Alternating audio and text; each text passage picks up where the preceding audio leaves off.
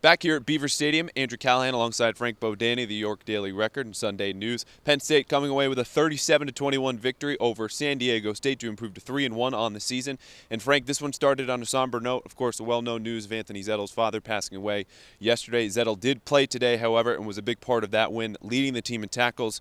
Obviously, the first impression of this game that made Penn State 3-1. Well, I think it starts out with Anthony. I mean, he certainly didn't have to play with his father passing away yesterday. He did, and not only did he play, he's the team's heart and soul, and he played well, led the team in tackles, had some really big plays all around, kind of kept the spark going when Penn State had some problems, especially, in the third quarter in this one, putting San Diego away. They really did, and it came to his partner in crime in that middle of the defensive line, Austin Johnson, with a 71 fumble return for a touchdown that put them up by 2 scores. Before then, though, as you mentioned, it was kind of a clunky game. Lots of different problems and things that stuck out. Every time that Penn State would have a big mistake, San Diego State would hand it right back to them. What prevented the Lions from really pulling away early? I mean, their special teams were great the first 3 weeks, especially last week, but today not so much. Gave up a 100-yard kickoff return for a touchdown.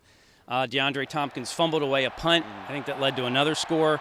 So that really opened the door for San Diego. And finally, Penn State's passing game was better early, and then that big play you mentioned with Austin Johnson really helped them hold off late. And now they take the win. They move on. A lot of guys injured. Big question is, will we see Saquon Barkley and/or Akil Lynch next week?